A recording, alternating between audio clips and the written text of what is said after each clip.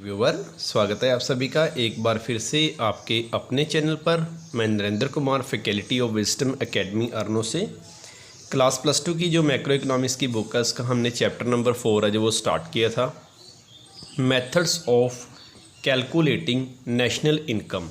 National income को calculate करने के हमारे पास 3 मेथड हमने कल डिस्कशन किए थे। सबसे पहले आपका था एक्सपेंडिचर मेथड, इनकम मेथड और तीसरा मेथड था आपका वैल्यू एडेड मेथड, और तीनों के मैंने आपको बेसिक फार्मूलेज है वो बता दिए थे कल। तो आज हम इस वीडियो के अंदर जो टॉपिक करने जा रहे हैं कि जो नेशनल का हम कैलकुलेट करते हैं उसके अंदर आपके पास एक मेथड है इनकम मेथड। इनकम मेथड को हम बेसिकली डोनेट करते हैं NDP at the factor cost, NDP at the factor cost के साथ।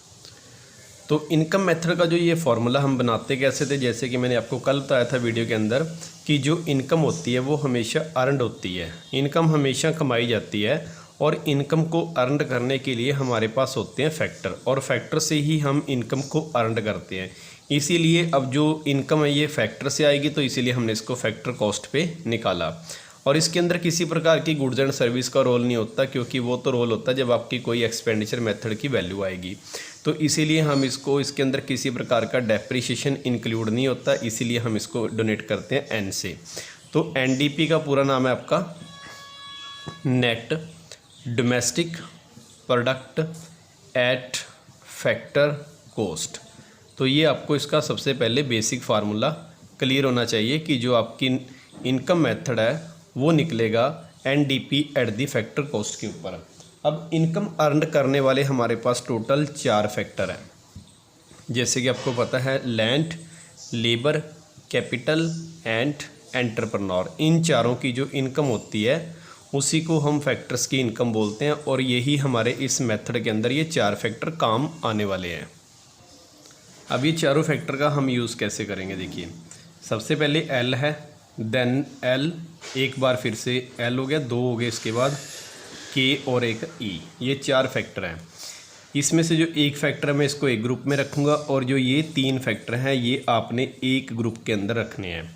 अब ये दोनों में से कौन सा L किस तरफ जाएगा, इसको देखिए। सबसे पहले जो आपकी लेबर है इसको मैं एक ग्रुप में रखूँगा, और जो आपकी लैंड, K का मतलब यहाँ पर आपको पता है, जैसे कि आप इकोनॉमिक्स के स्टूडेंट हैं तो आपको पता है कि यहाँ पे कैपिटल आएगा, और E का मतलब आपका है एंटरप्रेन्योर। तो ये 3 जो है मैं इसको एक ग्रुप के अंदर रखूँगा और इसको एक ग्रुप के अंदर रखूँगा। अब जो लेबर की इनकम होती है इसको डोनेट करते हैं हम C से। C का मतलब क्या होता है, कंपनसेशन।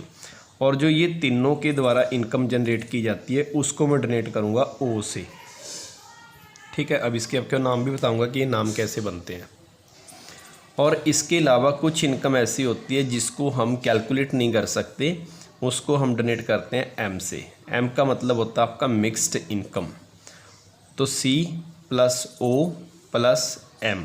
अब C किसको डोनेट कर रहा है, आपका लेबर, और लेबर को आपको पता है कि इकोनॉमिक्स के अंदर कि जो लेबर होती है उसको मिलता है कंपनसेशन, यानी कि लेबर का जो पार्ट है वो आपका क्या होगा, उसकी इनकम कंपनसेशन।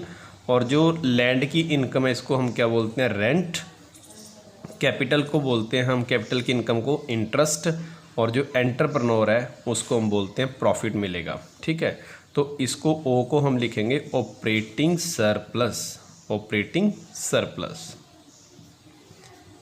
ये तीनों की इनकम जो ऐड होती है इन तीनों को कंबाइन फॉर्म में हम बोलते हैं ऑपरेटिंग सरप्लस, और M का मतलब होता है आपकी मिक्स्ड इनकम। अब इनके कंसेप्ट भी आपको क्लियर करवाऊंगा कि मिक्स्ड इनकम क्या होती है। तो सबसे पहले आपने जो लेबर है वो इस ग्रुप में रखनी है C वाले में, और जो ऑपरेटिंग सरप्लस है इसके अंदर ये तीनों इनकम आ जाएगी। और रेंट के साथ साथ एक वर्ड इसके अंदर यूज़ कर लिया जाता है हमारे पास रॉयल्टी, ROYALITY, रॉयल्टी। और M का मतलब यहाँ पे मिक्स्ड इनकम। अब जो लेबर है उसको कंपनसेशन किस किस फॉर्म में मिलता है, हमारे को जो कंपनसेशन है वो टोटल 4 फॉर्म में मिलता है। सबसे पहले तो जो भी लेबर वाली वर्कर है वो उसको सैलरी मिलेगी या वेजिस मिलेंगी कैश की फॉर्म में। आपको सैलरी या जो वेजिस कैश की फॉर्म में मिलती हैं वो आपके कंपनसेशन का पार्ट है जो लेबर को मिलता है। अब जो सेकंड पार्ट होता है वो होती है आपकी सोशल सिक्योरिटी। सोशल सिक्योरिटी पर आपको ध्यान रखना है कि जो सोशल सिक्योरिटी आपको न्यूमेरिकल के अंदर दो टाइप की आएगी, एक तो आती है एम्प्लॉई की और एक आती है आपकी एम्प्लॉयर की। तो आपने ध्यान रखना है कि जिस समय भी आप न्यूमेरिकल सम करोगे तो आपको सोशल सिक्योरिटी एम्प्लॉयर वाली जोड़नी है। अगर वहाँ पर सपोज करो एम्प्लॉई वाली आ गई, डबल ई के साथ आ गई, तो उसको आपने ऐड नहीं करना। सोशल सिक्योरिटी आपकी एम्प्लॉयर की होती है। जैसे कि किसी भी एम्प्लॉयर का ईपीएफ कटता है, एम्प्लॉयमेंट प्रोविडेंट फंड, ठीक है। तो आपकी जैसे सैलरी मान लो 50,000 रुपये है और आपको 50,000 में से 45,000 रुपये कैश मिलेंगे और आपके 5,000 रुपये हर महीने आपके ईपीएफ में चले जाएंगे। और वो आपको जब आप कोई भी इंस्टीट्यूशन को छोड़ के जाओगे तो वो आपको एक साथ इकट्ठे हैं जो लास्ट में मिल जाते हैं, जिसको हम बोलते हैं social security by the employer. तो ये जो ईपीएफ होता है इसी को हम बोलते हैं सोशल सिक्योरिटी बाय एम्प्लॉयर। उसके बाद तीसरा आता है आपके पास जो लेबर को मिलेगा वो है आपकी रिटायरमेंट की पेंशन। बहुत सारी इंस्टीट्यूशन ऐसे हैं जो रिटायर होने के बाद अपनी पेंशन देनी शुरू कर देते हैं। एक तो आपको रिटायरमेंट के ऊपर इकट्ठा पैसा मिल जाता है या कईयों को पेंशन भी मिलती है। अब उसके बाद नंबर 4 पर आता है लेबर को एक मिलता है पे इन काइंड। पे इन काइंड को हम कई बार देखोगे अपन मेडिकल के अंदर ये वर्ड लिखा आता है अकोमोडेशंस। अकोमोडेशंस का मतलब होता है जो भी उसको एक्स्ट्रा फैसिलिटी मिल रही है। जैसे कि आपको सपोज करो कि जैसे आप किसी कंपनी के अंदर काम कर रहे हो, आपको सैलरी तो मिल रही है, आपका ईपीएफ भी कट रहा है, आपको हो सकता है कि रिटायरमेंट की पेंशन भी उस डिपार्टमेंट में मिले, ठीक है। तो उसके साथ साथ आपको जब आप जॉब कर रहे हैं तो आपको कुछ एक्स्ट्रा फैसिलिटी मिलती है, जैसे कि आपको एक टाइम की चाय, ठीक है।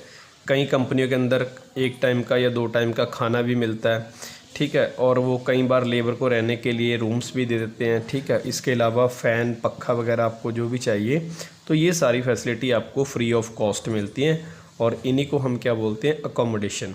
अगर मान लो कि ये सारी फैसिलिटी किसी लेबर को जो मान लो कि किसी जगह से माइग्रेट करके बिहार या यूपी से माइग्रेट करके महाराष्ट्र में आई है, अगर उसको ये सारी फैसिलिटी वहाँ पर फ्री ऑफ कॉस्ट मिल जाती है तो ये एक तरह की उसकी सैलरी का ही पार्ट है।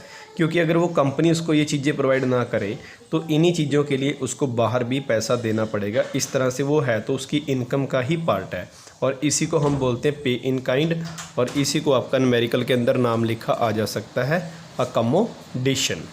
तो ये आपके 4 पार्ट होते हैं कंपनसेशन के, यानी कि लेबर को सैलरी भी मिलेगी, सोशल सिक्योरिटी भी कटेगी उसकी। पर याद रखेंगे कौन सा जोड़ना आपने, एम्प्लॉयर ऐड करना है, एम्प्लॉई ऐड नहीं करना। और एक रिटायरमेंट की पेंशन और एक आपको अकोमोडेशंस जो एक्स्ट्रा मिलती हैं। तो ये आपका फर्स्ट पार्ट है सी का। सी का मतलब कंपनसेशन। उसके बाद सेकंड पार्ट आपके पास आता है ओ। ओ का मतलब आपका होता है ऑपरेटिंग सरप्लस। ऑपरेटिंग सरप्लस के अंदर जैसे मैंने आपको बताया था कि ये 3 फैक्टर्स की जो इनकम होगी ना, इसी को हम क्या बोलेंगे ऑपरेटिंग सरप्लस। जैसे लैंड का हो गया हमारे पास रेंट, तो इसका पहला पार्ट आएगा आपके पास रेंट। रेंट के साथ एक वर्ड और भी लिखा आता है, वो होता है आपका रॉयल्टी। तो आप इसके अंदर रेंट को भी ऐड करोगे और रॉयल्टी को भी ऐड करोगे। उसके बाद आता है हमारे पास नेक्स्ट इंटरेस्ट, जो कि कैपिटल को मिलेगा ब्याज का पैसा। तो ये भी किसका पार्ट है, ऑपरेटिंग सरप्लस का ही पार्ट है। और एक आता है इसके बाद आपको प्रॉफिट। तो ये तीनों को ऐड करके ही हम बोलते हैं ऑपरेटिंग सरप्लस। तो आप इसको याद करने की मैं आपको ट्रिक भी बताऊंगा कि वो कैसे होगा। सिर्फ वीडियो को आप देखते रहिए लास्ट तक ताकि आपको ये कंसेप्ट क्लियर हो सके, और आपको ट्रिक भी बताऊंगा कि वो याद कैसे रहेगा। अब जो प्रॉफिट होता है वो आगे फिर 3 पार्ट में होता है। प्रॉफिट के फिर 3 पार्ट होते हैं। प्रॉफिट को पेपर के अंदर इसका फर्स्ट पार्ट आपको लिखा जाएगा डिस्ट्रीब्यूशन, या डिस्ट्रीब्यूटेड भी लिखा आ सकता है, या डिविडेंड भी लिखा आ सकता है। इसके अलग अलग नाम आपको लिखे आ सकते हैं। डिविडेंड का मतलब कि प्रॉफिट का वो हिस्सा जो उसने किसी पार्टनर से शेयर करना है, या जिनसे उसने कंपनी के शेयर्स जो बेचे थे या ख़रीदे हैं, तो उन शेयर्स की जो पेमेंट है वो भी करनी होती है। किसी भी कंपनी को इन्वेस्टमेंट करने के लिए शेयर्स सेल करने पड़ते हैं, ठीक है। लोग उनके शेयर खरीदते हैं और उनके अकाउंट्स में पैसा देते हैं, जो कि इन्वेस्टमेंट होती है एक तरह की। और यही पैसा उसको फिर अपने पार्टनर्स के साथ या फिर जो शेयर होल्डर है उनके साथ शेयर करना पड़ता है। तो प्रॉफिट के इस हिस्से को हम बोलते हैं डिविडेंड। दूसरा होता है आपका कॉरपोरेशन टैक्स। Corporation tax. ये तो एक तरह के जितने भी उसके कर्जदार थे जिनका उसने पैसा देना था वो वापस कर दिया, अब कुछ उसको सरकार को टैक्स भी पेड करने हैं। तो उसके बाद प्रॉफिट का सेकंड पार्ट आता है कारपोरेशन टैक्स। ये वो टैक्स होते हैं जो कोई भी प्रोड्यूसर या कोई भी जो एंटरप्रेन्योर है वो सरकार को पेड करता है। और तीसरा जो प्रॉफिट का पार्ट बचा वो होता है अनडिविडेंड। अनडिविडेंड का मतलब कि वो प्रॉफिट का शेयर जो किसी से भी आपने डिवाइड नहीं करना, वो कंपनी के मालिक का है। तो ये तो उसने कर्जा उतार दिया, ये टैक्स भर दिए सरकार के, अब जो बच गया सारा वो उसका है। और इसी को देखिए पेपर के अंदर कुछ नाम लिखे जाते हैं, इसी को कई बार पेपर के अंदर लिखा जाता है कारपोरेशंस की सेविंग्स लिखा जा सकता है। अगर आप बिजनेस के स्टूडेंट हैं तो आपको ये वर्ड याद होगा, इसी को कई बार पेपर के अंदर लिखा जाता है रिटेन्ड अर्निंग। रिटेन्ड अर्निंग, तो ये तीनों नाम इसके लिखे जा सकते हैं। तो ये प्रॉफिट आपका 3 पार्ट में होगा, एक तो वो डिवाइड करेगा अपने पार्टनर से, दूसरा कारपोरेशन टैक्स पेड करेगा, और तीसरा वो किसी से शेयर नहीं करेगा। और इसको रिटेन्ड अर्निंग, अनडिविडेंड या कारपोरेशंस की सेविंग, ये तीनों नाम इसके होते हैं। तो ये था आपका प्रॉफिट के 3 पार्ट। तो यहाँ से आपका ओ वाला पार्ट कंप्लीट हो गया। अब उसके बाद आती है आपकी मिक्स्ड इनकम। मिक्स्ड इनकम को क्या बोलते हैं हम, आपने 1+1 क्लास के अंदर ये पढ़ा होगा कि कॉस्ट 2 तरह की होती है, एक होती है इम्प्लिक्ट कॉस्ट और एक होती है आपकी एक्सप्लिक्ट कॉस्ट। इन दोनों में बेसिक डिफरेंस ये होता है कि जब भी कोई प्रोड्यूसर किसी चीज़ की प्रोडक्शन करता है तो वो जो भी फैक्टर मार्केट में से परचेज़ करता है, जैसे लैंड, लेबर या कैपिटल या कुछ भी परचेज़ करता है मार्केट में से, तो उसकी एक मार्केट के अंदर उसको पेमेंट करनी पड़ती है। तो वो तो होती है उसकी एक्सप्लिक्ट कॉस्ट। इम्प्लिक्ट कॉस्ट का मतलब होता है कि वो कॉस्ट जो प्रोड्यूसर के खुद के साधन है, मतलब उसके पास फैक्टर खुद के हैं। जैसे कोई स्कूल है सपोज़ करो, और उस स्कूल का जो ऑनर है उसने 10 पर्सन बाहर से हायर किए हैं, तो इनकी जो पेमेंट होगी जो हायर करें हैं तो वो तो उसकी स्कूल की होती है एक्सप्लिक्ट कॉस्ट। लेकिन अगर सपोज़ करो कि ये जो ऑनर है ये खुद स्कूल में एज ए टीचर भी पढ़ा रहा है, ठीक है, तो ये अपनी इनकम को कैलकुलेट नहीं कर सकता कि उसने कितनी इनकम जनरेट की है, क्योंकि जो बाहर से पर्सन आए उनकी सैलरी तो वो अकाउंट में लिख सकता है कि उसको कितनी कितनी सैलरी दी है, उसके एक्सपेंडिचर काउंट हो जाएंगे प्रॉपर। तो वो तो होती है आपकी एक्सप्लिक्ट कॉस्ट। लेकिन वो खुद मेहनत कर रहा है अपने ही स्कूल के अंदर, क्योंकि अगर वो खुद टीचर वहाँ पर काम ना करे एज ए टीचर तो उसको बाहर से लेबर हायर करनी पड़ेगी। तो इसलिए जो उसने खुद इनकम कमाई है तो इसी इनकम को हम क्या बोलते हैं, आपकी मिक्स्ड इनकम। मिक्स्ड इनकम वो होती है जो इम्प्लिक्ट साधनों से, मतलब खुद के साधन से जनरेट की है, जो मार्केट में हम किसी को पैसा पेड नहीं करेंगे। ऐसे ही जैसे फार्मर होता है, उसकी खुद की ज़मीन है तो फार्मर अपने खेतों में खुद मेहनत कर रहा है, तो उसके द्वारा जो भी इनकम जनरेट होगी जिसका वो अंदाज़ा तो नहीं लगा सकता कि मैंने आज कितना काम किया है, क्योंकि उसने कौन सा किसी को पेड करने, वो खुद के खेतों में काम कर रहा है। तो ऐसी इनकम को ही हम इकोनॉमिक्स के अंदर बोलते हैं मिक्स्ड इनकम। तो ये आपका पूरा स्ट्रक्चर है इस टॉपिक का कि आपको किस तरीके से ये टॉपिक है जो वो डील करना है। अब इसके रिलेटेड कुछ मैं आपको प्रिकॉशंस बताता हूँ कि आपने किस किस बात का ध्यान रखना है। सबसे पहले तो आप ट्रिक सीख लीजिए कि ट्रिक क्या आपकी, NDP at the factor cost किसके इक्वल है, C+O+M। तो ये आपका कौन सा मेथड आ गया, इनकम मेथड। अब ट्रिक कैसे याद रखनी है, COM का मतलब क्या होता है, कंप्यूटर, जैसे हम शॉर्ट में लिखते हैं COM कंप्यूटर। तो आपको याद कैसे रखना है कि कंप्यूटर चलाना है और इनकम कमाना है, मतलब कंप्यूटर चलाओ और इनकम कमाओ। तो आपको याद आ जाएगा कि इनकम मेथड के अंदर कंप्यूटर की बात हुई थी, तो कंप्यूटर C+O+M।